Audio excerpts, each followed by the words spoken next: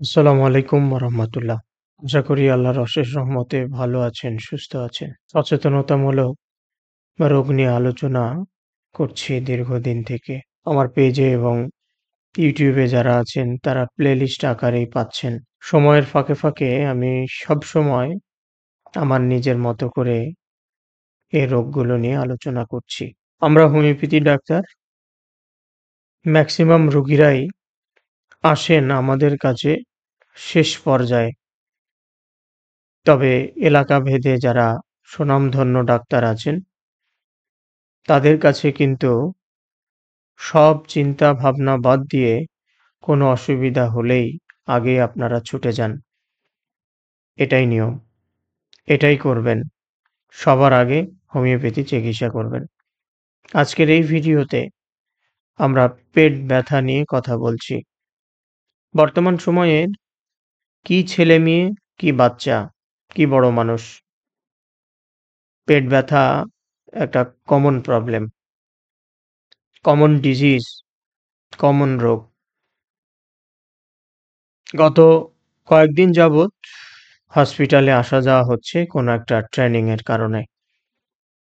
কখনো medicine word, কখনো surgery, কখনো কার্ডিয়াক, কখনো এইভাবে বিভিন্ন ওয়ার্ডে কাজ করতে হচ্ছে, ট্রেনিং করতে হচ্ছে। গতকাল ছিলাম মেডিসিন ওয়ার্ডে। একটা ৪৫ বছর বয়সী মহিলা এসছে পেটের ব্যথা নিয়ে। প্রচণ্ড ব্যথা। কি ব্যথা? তাকে ক্যানোলা করাবে, ভেন খুঁজে পাচ্ছে না। সে ক্যানোলা করাতে দেবে না, এতটা ব্যথা তার শরীর। তার সঙ্গে পেটে ব্যথা। পায়খানা সামান্য পরিমাণে হচ্ছে, কিন্তু ব্যথা কিছুতেই কমছে না। উৎপত্তিটা হচ্ছে শীতকালীন সে পিঠা খেয়েছিল তারপর থেকে। তার সেই অবস্থা দেখেই সিদ্ধান্ত নিয়েছি নেক্সট যে ভিডিওটা তৈরি করব সেটা পেট ব্যথা নিয়েই তৈরি করব। আজকে সেই ভিডিওটাই আপনাদের সঙ্গে শেয়ার করছি। শেষ পর্যন্ত শুনবেন। উপকৃত হবেন। বিন্দুমাত্র সময় নষ্ট হবে না সে বিষয়ে গ্যারান্টি দিচ্ছি। পেট ব্যথা, অ্যাবডোমিনাল পেইন বা স্টমাক পেইন। আমরা যদি প্রথমেই বলি পেট ব্যথার কারণ কি, তাহলে মোটা দাগে কিছু বলা যাবে, কিন্তু পুরাপুরি বলতে গেলে পেট ব্যথার কারণ অসংখ্য। বিভিন্ন কারণে, বিভিন্ন অবস্থা থেকে, বিভিন্ন কর্নার থেকে পেট ব্যথা আসতে পারে এবং এর চিকিৎসাটাও ভিন্ন ভিন্ন। সব পেট ব্যথার জন্য একই ঔষধ, একই ট্রিটমেন্টের ম্যানেজমেন্ট না। যেমন কারণও ভিন্ন, তেমনি চিকিৎসাও ভিন্ন। আমাদের কাছে যে রুগীগুলো আসে, শুধু হোমিও ডাক্তারদের কাছে নয়, ইমার্জেন্সি হয়ে ওয়ার্ড পর্যন্ত এবং প্রাইভেট চেম্বারগুলোতেও যে রুগী পেট ব্যথা নিয়ে আসুক না কেন, সর্বপ্রথম আমরা ডাক্তাররা এর কারণ নির্ণয় করার চেষ্টা করি। কারণ খুঁজে বের করার চেষ্টা করি। যদি কারণ খুঁজে বের করতে পারি, তাহলে এই রোগকে, এই পেট ব্যথার যে সিচুয়েশনটা, গেলাম অবস্থা খুব সহজেই নিয়ন্ত্রণে আনা যায়। আর যদি কারণ খুঁজে বের না করতে পারি, তাহলে ওই দিনটা, ওই ওয়ার্ড বা ওই চেম্বারটা ওই রোগীর এবং ওই রোগীকে সবাই দেখতে আসবে। বর্তমান আধুনিক সুযোগ সুবিধা সম্পন্ন বহু চিকিৎসা কেন্দ্র আছে, যেখানে খুব অল্প সময়ের মধ্যে, বলতে পারেন জাদুর মতন, ম্যাজিক্যালি পেট ব্যথাকে নিয়ন্ত্রণে আনা হয় বা আনা সম্ভব। এটা রোগীর অবস্থার পরিপ্রেক্ষিতে আমাদেরকে করতে হয় বা আমরা করি। কিন্তু প্লিজ, যেহেতু আমার ভিডিও করার উদ্দেশ্যই হলো সচেতনতা। সব সময়ের জন্য কারণটা উল্লেখযোগ্য কারণ, এর আগেও কি কারণে হয়েছে পেট ব্যথা, কত দিন পর পর হয়, কোন সময়টায় হয়, দিনে রাতে, এই বিষয়গুলো সেটা হোমিওপ্যাথি ডাক্তার হোক বা অ্যালোপ্যাথি ডাক্তার হোক ক্লিয়ার করবেন। আচ্ছা, কিন্তু যদি কারণ নিশ্চিত করতে না পারি তাহলে রোগীর জন্যও কষ্ট, ডাক্তারের জন্যও কষ্ট। আধুনিক যে আহ, মানসম্মত ট্রিটমেন্টগুলো আসছে, পন্থাগুলো আসছে, সেগুলো আমাদেরকে অবলম্বন করতে হয়। যেহেতু ওগুলো ট্রিটমেন্ট, ওই বিষয়গুলো আমি একটু হাইড করে যাচ্ছি বলে ভিডিও বড় করছি না। আচ্ছা, এখন কথা হলো, কারণ বলেছি অনেক, কত দিক থেকে আসতে পারে, বিভিন্ন কর্নার থেকে আসতে পারে, বিভিন্ন সিচুয়েশন থেকে আসতে পারে। তবে যে কারণগুলো নিয়ে সচরাচর রোগী আমাদের কাছে আসেই, বিশেষ করে হোমিও ডাক্তারদের কাছে, প্রথম কথা যদি বলি, হাইপার অ্যাসিডিটি। যেই রুগীটার গল্প নিয়ে শুরু করেছি, ওই রুগীটারও সেম কমপ্লেন, হাইপার অ্যাসিডিটি, মানে আপনার স্টমাকের মধ্যে প্রচুর অ্যাসিড ডেভেলপ করেছে, ফলে হতে পারে ১ নাম্বার কারণ। ২ নাম্বার কারণ হচ্ছে ইসোফেগাইটিস। ইসোফেগাইটিস, এই যে এইটুকুর মধ্যে আর কি গন্ডগোলটা হয়ে থাকে। ৩ নাম্বার, বলতে পারেন এই ৩ নাম্বারটাই হলো প্রধান কারণ, সেটা হলো পেপটিক আলসার। আমার খুব বলতে ইচ্ছা করে, ১০০ জন মানুষের মধ্যে ৭০-৭৫ জন মানুষ এই পেপটিক আলসারে ভুগতেছে, কিন্তু বোঝে না, বোঝা যায় না। কিন্তু যেদিন পেপটিক আলসার তার আসল রূপ বা লক্ষণ বা সিমটম প্রকাশ করে, সেই দিন রোগীর ১২টা বেজে যায়। সেই দিন থেকে রোগী সচেতন হওয়ার চেষ্টা করে। ৪ নাম্বার, পাকস্থলীর ক্যান্সার, কার্সিনোমা অফ স্টমাক। পেটের ব্যথা আসতে পারে, বা বংশে কারো ছিল, দাদার ছিল, বা নানির ছিল, বা মা চলে গেছে মায়ের ছিল, বা বাবার ছিল, আপনার নেই কিন্তু আপনি ওই বংশের, ওই কারণেও, ওই জার্মটাও তো আপনার মধ্যে আছে, সে কারণেও হতে পারে। বর্তমান সময়ে প্রতি ৪ জন ব্যক্তির মধ্যে ২ জন বলতে পারেন, ১ জন না, আমি ২ জন বলবো, লিভারে আক্রান্ত। কিন্তু গবেষণায় ১ জনের কথা বলা হয়েছে। মানে আমি এভাবে বলছি কেন, আমার নিজের কথা, প্র্যাকটিসের কথা বলছি আর কি, এত পরিমাণ পাচ্ছি তো, তাই সেইখান থেকে বলছি আর কি। প্রতি ৪ জনের মধ্যে ২ জন মানুষের লিভারটা বড়। এই লিভার বড় হওয়ার কারণে হ্যাপাটাইটিস, লিভার এনলার্জমেন্ট, এর কারণে আপনার পেটের ব্যথা হতে পারে। আপনি খাচ্ছেন হুটহাট পেটের ব্যথা শুরু হয়ে গেছে, খেয়ে একটু রেস্ট নিতে গেছেন, হুটহাট আপনার পেটের ব্যথা শুরু হয়ে যেতে পারে। এরপরে হলো প্যানক্রিয়াটাইটিস। বর্তমানে প্রচুর প্রবলেম হচ্ছে প্যানক্রিয়াটাইটিসের জন্য। এরপরে কারণ বলবো কলিলিথিয়াসিস। এই কলিলিথিয়াসিসের পেছনে ২টো কারণকে আমি দায়ী করি। একটা হচ্ছে অহেতুক দুশ্চিন্তা।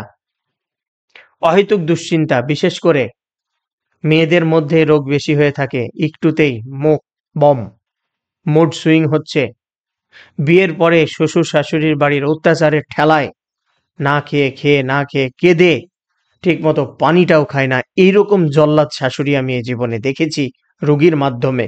এই কারণেও হচ্ছে।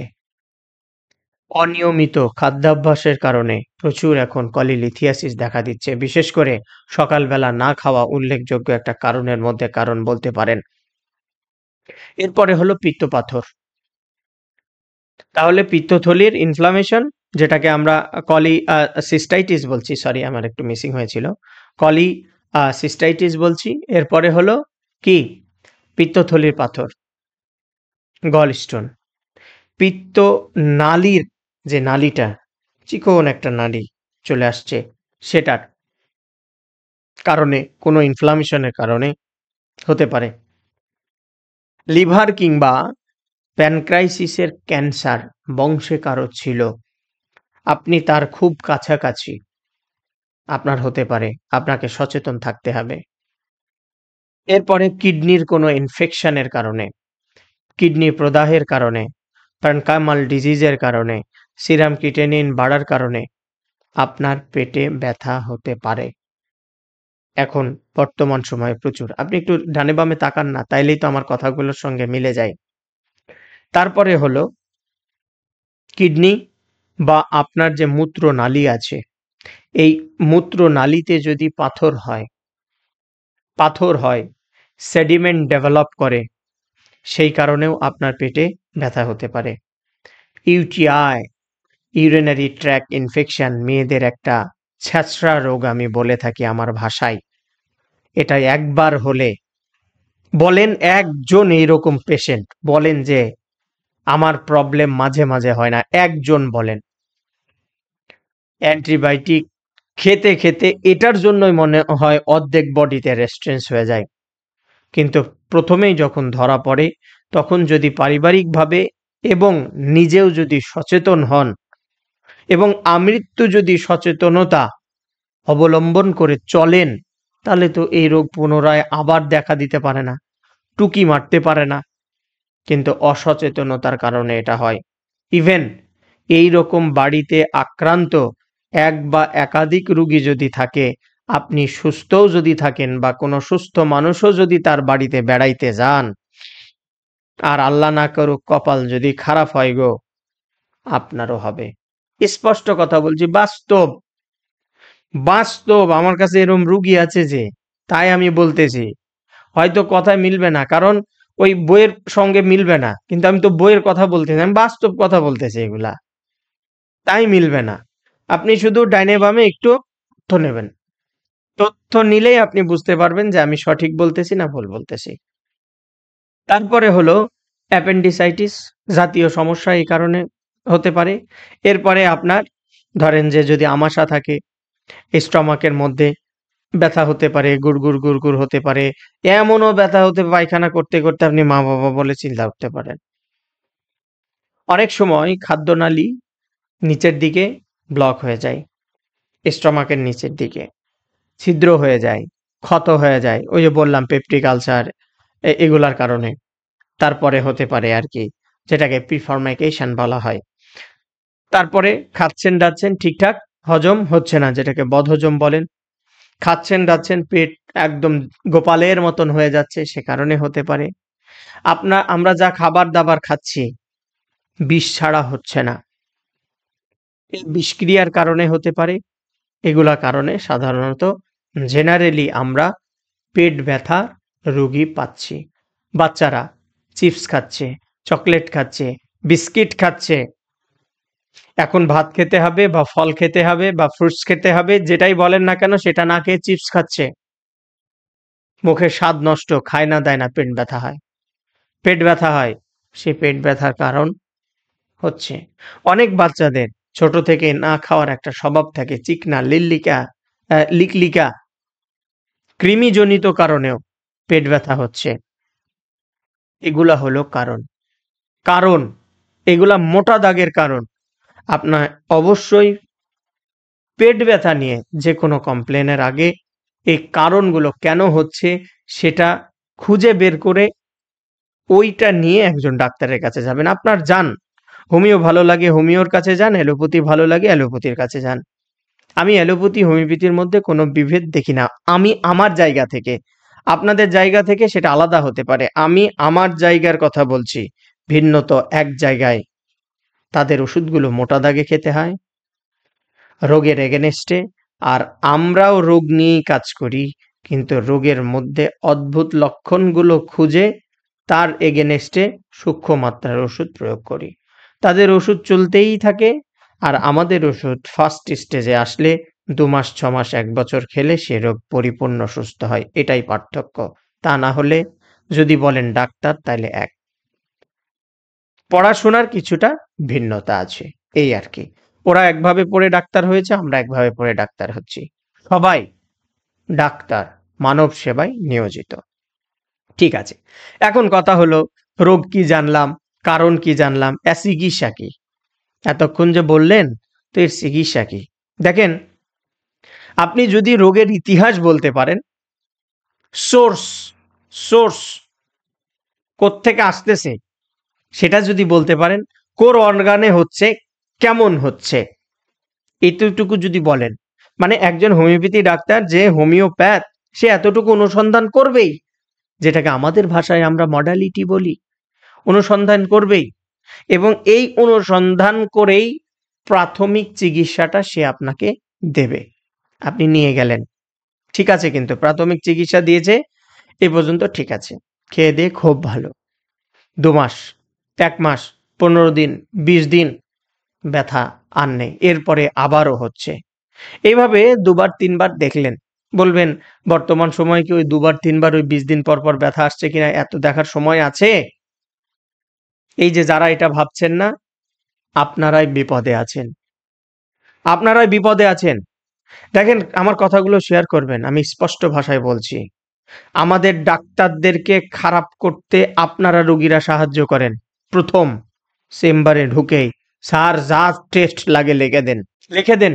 আপনি যদি ঢুকে বলতেন আমি এই রোগ নিয়ে আসছি, আমার কথাগুলো শুনতে হবে, বোঝার চেষ্টা করেন, পর্যাপ্ত সময় আছে, আমি উইদাউট টেস্ট আপনার কাছ থেকে ওষুধ নেব, যদি কাজ না হয় তারপরে আমি আমার বডি চেক আপ করবো, তাহলে তো ওই কথায় কথায় টেস্ট লিখতে পারি না। এবং আমি মনে করি যারা ডাক্তার তারা সবাই চেষ্টা করলে এটা পারবে, কিন্তু সামান্য একটু মিসিং এর কারণে এটা হয় না। এই যে যেমন কি বললাম, সোর্স, আপনারা যে রোগ নিয়ে আসেন এ রোগের সোর্সই বলতে পারেন না, কোত্থেকে হলো। আচ্ছা, রাগ করবেন না, আমি একদম সত্য কথা বলছি, তাই একটু তিতা লাগবে। 2 নাম্বার কথা হচ্ছে, আপনারা একটা রোগ নিয়ে কখনো ডাক্তারের কাছে আসতেছেন না, এখন বর্তমানে দেখতেছি মাল্টিপল রোগ নিয়ে আসতেছেন, ঠ্যাং ব্যথা, পেট ব্যথা, মানে বলছি, এরপরে কি লিভারে ব্যথা, এরপরে কি লিভারের পরীক্ষা করতে গিয়ে দেখছি এলএফটি করতে গিয়ে পুরাই গন্ডগোল, তো আপনি হাঁটতে পারেন না, উপরে যেতে পারছেন না, আপনি একটু হাঁটতে লাগলে চাপ, আপনার ইসিজি করতে দিয়ে দেখছি অ্যাবনর্মাল, ইকোকার্ডিওগ্রাম করতে দেখতেছি, বাস আপনার হার্টের 4টা যে ভালভ আছে ইয়া দুর্বল হয়ে গেছে, ঠিক মতো যায় বন্ধ যে হবে আর হতে পারতেছে না, খোলা থেকে যাচ্ছে, ফলে আপনার বাম বেস্ট চেস্টে ব্যথা হচ্ছে, যেটাকে অ্যানজাইনা প্যাক্টোরিস বলি। এই যে এতগুলা রোগ নিয়ে আসার পরে আপনি যদি একটা ডাক্তারকে বলেন যে স্যার ডায়াগনোসিস করে দেন, কিভাবে সম্ভব? কতগুলো ডায়াগনোসিস করবেন? ডায়াগনোসিস তখন মাল্টিপল ডায়াগনোসিস হবে। আর এতগুলা রোগ আপনার কথা শুনে কোনটা কোন স্টেজে আছে সেটা আর বুঝতে পারতেছি না। তাহলে কি দরকার ছিল?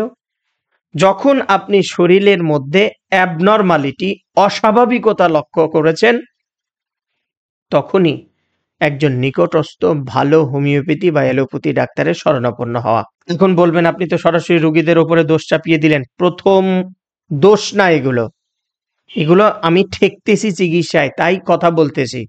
প্রথম কথা হলো ডাক্তারকে, এই রোগীদেরকে সচেতন হতে হবে। দ্বিতীয়ত, আমরা ডাক্তাররাও কেমন জানি হয়ে গেছি, আমাদেরকেও পরিবর্তন হতে হবে, নীতি নৈতিকতা সম্পন্ন হতে হবে। প্লিজ মনে রাখবেন, চোখটা বন্ধ করলে আপনার কিছু না, আপনার আদরের বউ, যে ছেলে মেয়ের জন্য আজ সম্পদের পাহাড় গড়ছেন, ওরাও বলবে আগে গ্যারেজে রাখ, আব্বার লাশটা রাখ এটা বলবে না, আম্মার লাশটা রাখ বলবে না, ভাইয়ের লাশটা রাখ এটা বলবে না, ভাই বাদ হয়ে যাবে, আব্বা বাদ হয়ে যাবে, মা বাদ হয়ে যাবে, বলবে ডেড বডিটা যদি একটু ভালো পরিবারের, মানে একটু ঢঙালা হয়, তা না হলে বলবে লাশটা গ্যারেজে রাখার ব্যবস্থা করো, পরিষ্কার দিচ্ছে, যে গ্যারেজে ছুঁচো হাঁটতো, ছুঁচো ওইখানে রাখবে আপনাকে। বলবেন এত নিচু ভাবে, না না, বাস্তব কথা বলছি, ছুঁচো। আর একটু পরে যদি গ্যারেজ না থাকে তাহলে কি বলবে? বাইরে রাখ। আপনি যেই ঘর থেকে অসুস্থ হয়ে বেরিয়েছিলেন ওই ঘরে আপনার ওই ডেড বডিটা আর রাখবেন না, বাস্তব কথা বলতেছি। পড়াশোনা শেষ করতে করতেই তো 60 বছর জীবনের 35 বছর শেষ হয়ে যায়, বাকি আর কটা দিন, এত কিসের দরকার? এত কিছুর দরকার নেই, কোনো রকম চলে যেতে পারলেই বাস শেষ। ছেলে মেয়ে কি করবে? ওরা ওদের রিজিক জন্মেরও আগে আল্লাহ যা লিখে দিয়েছে, যা হবে তা করে খাবে, বাস শেষ। এবার আসি চিকিৎসার কথা। আচ্ছা, ট্রিটমেন্ট অফ, কি বললাম? চিকিৎসার প্রথমে কি বললাম? ট্রিটমেন্ট অফ দ্য কজেশন, কারণ কি কারণে হচ্ছে সে কারণগুলো বললেন। যখন এই যে ফিরে ফিরে আসতেছে বারবার, তখন আমরা প্রাথমিক স্টেজে যে টেস্টগুলো করতে দিই তার মধ্যে টিসি, ডিসি এবং এইচবিএসটা করতে দিই, এইচবি করতে দিই। এরপরে হলো পেটের একটা আলট্রা, কারো কারো ক্ষেত্রে একটা প্লেন চেস্ট অ্যাবডোমিনাল এক্স-রে আমরা করতে দিই। এতে একটা প্রাথমিক ধারণা আমাদের সামনে আসে। এখন কথা হলো, রুগীরা সবসময় সস্তা খোঁজে, সস্তার 12 অবস্থা হয়। আমি কিছুদিন আগেও একটা আলট্রা পেয়েছি, ভালো জায়গায় 1400-1500 টাকা নেই, একটু কমা জায়গায় 400 টাকা, 250 টাকা, 300 টাকা, 500, 600তেও হয়। সে করে নিয়ে আসছে, সেখানে কোনো কিছু নাই, নর্মাল। না, আমি তার পেট ব্যথা ভালো করতে পারি না। পরে আমি ওর স্যারের নাম বলছি না, প্রতিষ্ঠানেরও নাম বলছি না, আমি ওখানে পাঠাই। উনি ভালো করে দেখেন এবং দেখেন তার ওভারিতে পর্যাপ্ত, প্রচুর মাল্টিপল সিস্ট, ফলিকুলার সিস্ট দেখা দিচ্ছে। আগের জায়গায় কিন্তু নর্মাল বলছে, ফলে পেট ব্যথা হচ্ছে। ওই সিমটমস অনুযায়ী তার ওষুধ দিলাম, প্রতি 3 দিন পর পর রিপোর্ট করতে বলেছি, ভালো আছি, ভালো লাগতেছে, পেট ভার কমে যাচ্ছে, এই ধরনের কমেন্টসগুলো হোয়াটসঅ্যাপে পেয়েছি। এই যে কারণ, এইটাই হলো কারণ। এই জন্য যখন সিমটমস নিয়ে কাজ হচ্ছে না, তখন অবশ্যই অবশ্যই আপনাকে ভালো কোনো জায়গা থেকে আপনার শরীরটা চেক আপ করতে হবে। আচ্ছা, এরপরের কথা হলো আমাদের হোমিওপ্যাথিতে চিকিৎসা কি। দেখেন, প্রত্যেকটা ভিডিওতে বলি, এই ভিডিওতেও বলছি, আমাদের হোমিওপ্যাথির চিকিৎসা হলো সিমটমস নিয়ে চিকিৎসা, টোটালিটি অফ সিমটমস। এই সিমটমসগুলো কালেক্ট করতে গিয়ে আপনি যে রোগটা নিয়ে আসছেন তার গল্প শুনি, এই রোগটা কখন বাড়ছে কমছে, কি খেলে বাড়ছে কমছে সেটা শুনি, টাইম কোন সময়টায় বাড়ছে সেটা শুনি। যদি দীর্ঘদিনের সমস্যা হয়, তাহলে আপনার বংশে কারো ছিল কিনা, যেটাকে আমরা ফ্যামিলি হিস্ট্রি বলি, সেটা শুনি। এই যে রোগটা নিয়ে আসছেন, সেই রোগের আগে আপনার বড় ধরনের আর কোনো রোগ হয়েছিল কিনা, কারণ আমাদের ইয়াতে আছে ওই রোগ চাপা পড়ে যদি হয় তাহলে ওটাকে আমরা ব্যারিয়ার বলে থাকি, ওই ব্যারিয়ারটা কাটাইতে হবে, সেটার গল্প শুনি। দীর্ঘদিনের আপনি রোগী, সেজন্য আপনার ব্যক্তিগত কিছু চাহিদা, ইচ্ছা, অনিচ্ছা আছে। আপনার বিমান চালানোর খুব ইচ্ছা, সেটার জন্য আপনি সারা রাত ঘুমান না। এই ধরনের ইউনিক রেয়ার সিমটমসগুলো আমরা অন্বেষণ করে থাকি। তাহলে কটা জিনিস হলো, আপনার যে রোগটা নিয়ে আসছেন সেটা, আপনার ফ্যামিলি হিস্ট্রি, আপনার পাস্ট হিস্ট্রি, আপনার জেনারেল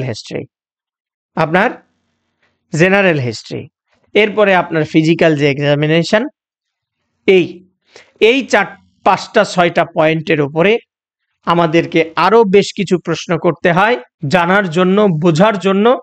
তারপরে আমরা আপনার জন্য একটা ঔষধ লিখে থাকি এবং ওই ওষুধটা খেলে খুব অল্প সময়ের মধ্যে আপনারা সুস্থ হন। বর্তমানে কথা এসছে হোমিওপ্যাথি ওষুধে কাজ করে খুব ধীরে, আসতেছেনি তো মাল্টিপল রোগ নেয়, একটা চাপা পড়ে তার উপরে আর একটা, ও দিয়ে আর একটা মাথা বেরিয়েছে, তা দিয়ে আর একটা মাথা বেরিয়েছে, কোন দিকে যাবেন? আপনি নিজেও অসহায়, আমরা নিজেও অসহায়। আচ্ছা, আমি একটু উদাহরণ দিই। যদি উদাহরণ দিই তাহলে আপনাদের জন্য ক্লিয়ার হবে। লাস্ট কিছু 2-1টা রোগীর আমি উদাহরণ দিই, তাহলে আপনি বুঝতে পারবেন যে আমরা কিভাবে চিকিৎসাটা দিয়ে থাকি। আমি কেস ট্রেকিং এর পাতা বের করছি। এইটা হলো এক বাচ্চার কেস। এই বাচ্চাটা কদিন আগে এসছিল, বমি বমি ভাব, বয়স 14 বছর, খুঁতখুঁতে স্বভাবের। তার 1 থেকে 2 ঘন্টা পর পরে পেটের মধ্যে একটা অস্বস্তি শুরু হতো। কি অস্বস্তি, কি ধরনের, আমি এগুলো কিছু ওনার কাছ থেকে পাইনি। একটা পর্যায়ে সে বলছে যে পেট ভার ভাব, পাথর চাপা আছে এরকম।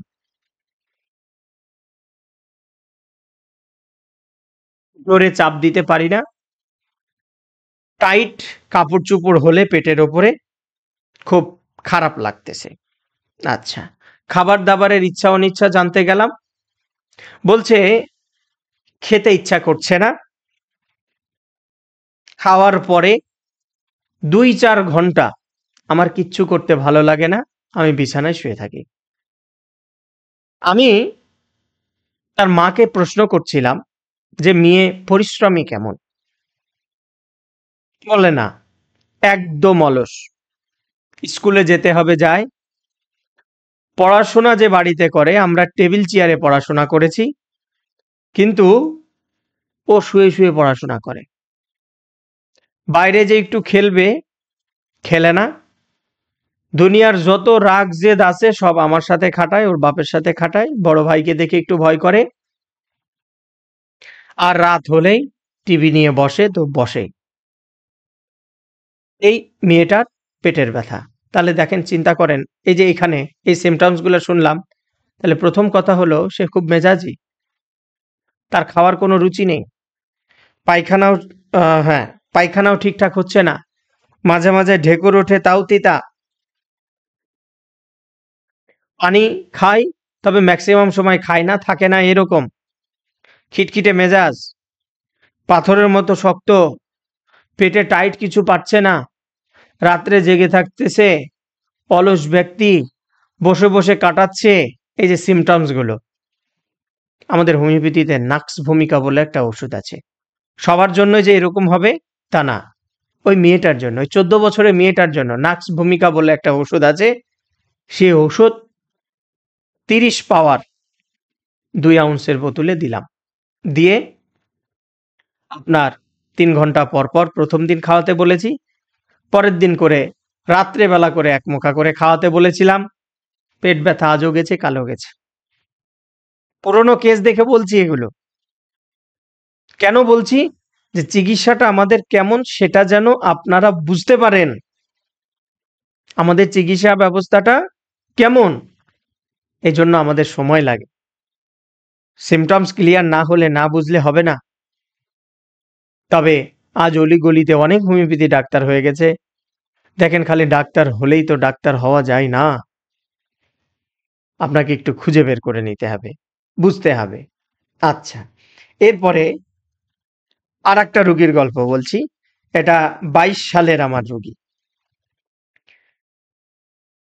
সে এক বিয়ে বাড়িতে গেছিল, সেখানে মাছ ফ্রাই দিয়েছে,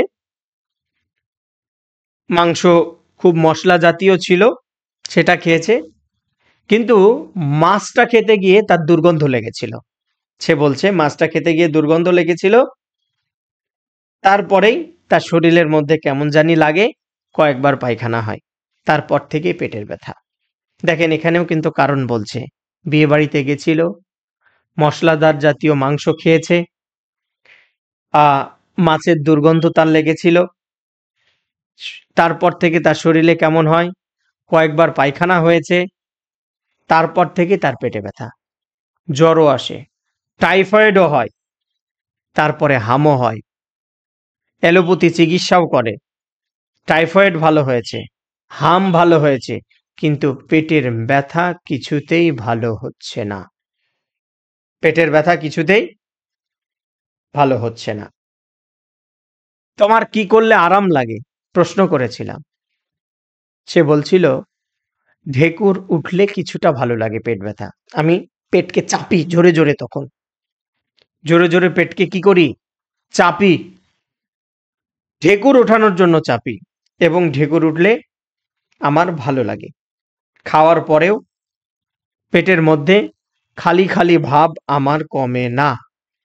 এই গলার থেকে নিয়ে নাভি পর্যন্ত দেখাচ্ছিল, লিখেছি পুরো অংশটাতে তার জ্বালাবোধ করে। জ্বালাবোধ করে। কার্বোভেজ বলে একটা ওষুধ আছে আমাদের হোমিওপ্যাথিতে। 30 শক্তি। 30 শক্তি। সকালে, দুপুরে, রাতে, দিনে 3 বার 3 দিন করে খেতে দিয়েছিলাম। পেট ব্যথা ভালো হয়ে গেছে। আর আসেননি। পরে এই লোক বহু রুগী আমার কাছে পাঠিয়েছে। আমি দেখেছি। তো উদাহরণ দিলাম। এই যে উদাহরণ যেভাবে দিচ্ছি, ঠিক এভাবেই আমাদের চিকিৎসা। আর এগুলো দিচ্ছি আমার পুরনো খাতা থেকে। পুরনো খাতা থেকে। যেগুলো দেখে নিজেকে ইন্সপায়ার করি। আপনাদের সঙ্গে যেগুলো দেখেই শেয়ার করছি কথাগুলো। হোমিওপ্যাথি চিকিৎসা এইরকমই। আশা করি আজকের এই ভিডিও দ্বারা সাধারণ মানুষ এবং হোমিওপ্যাথি যারা আছেন, হোমিওপ্যাথ যারা আছেন, স্টুডেন্ট যারা আছেন, যারা নতুন প্র্যাকটিশনার আছেন, সবাই কিছুটা হলেও আন্দাজ করতে পারলেন, অনুপ্রাণিত হলেন। হোমিওপ্যাথি চিকিৎসা সম্পর্কে সাধারণ মানুষ বোঝার পাশাপাশি যারা 1, 2, 3টা করে দিনে 3 বেলা ওষুধ খেতে দিচ্ছেন, তারাও বিষয়টা বুঝলেন। আপনি পরপর 3টা ওষুধ দেন, একটা শেষ হয়ে আরেকটা যদি সিমটমস ডেভেলপ করে দেন, তাতে কোনো সমস্যা নাই। কিন্তু কখনোই আপনি একজন হোমিওপ্যাথ হয়ে সকালে আর্নিকা, দুপুরে হাইপেরিকাম, রাতে সিমফাইটাম দিতে পারেন না। পারেন না, কখনোই পারেন না। এটা অসম্ভব।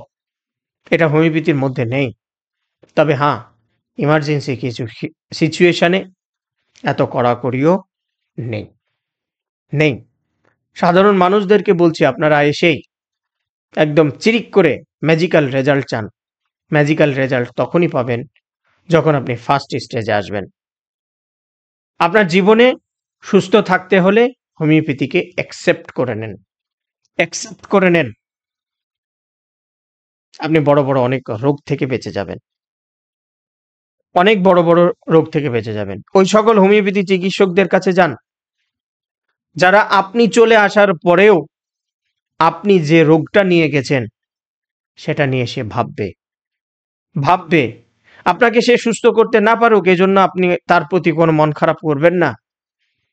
কিন্তু আপনাকে নিয়ে সে ভেবেছে, এজন্য তাকে একটু পুরস্কৃত করবেন। কারণ সুস্থতার মালিক কোনো ডাক্তার নয়। আমি কথা মনে প্রাণে বিশ্বাস করি। এবং আমার মুসলমান ডাক্তার মানে টিচার যারা ছিল, ওস্তাদ ছিল আমার, হোমিওপ্যাথি যারা হাতে কলমে শিখিয়েছে, তাদের পাশাপাশি যারা বিধর্মী আমার শিক্ষক ছিল, তারাও আমাকে এটা হৃদয়ে গেঁথে দিয়েছে, সুস্থতার মালিক তুই না, এভাবে আমাকে বলেছে। আমি ওভাবেই চলছি। আজ এখানেই রাখছি। আল্লাহ হাফেজ।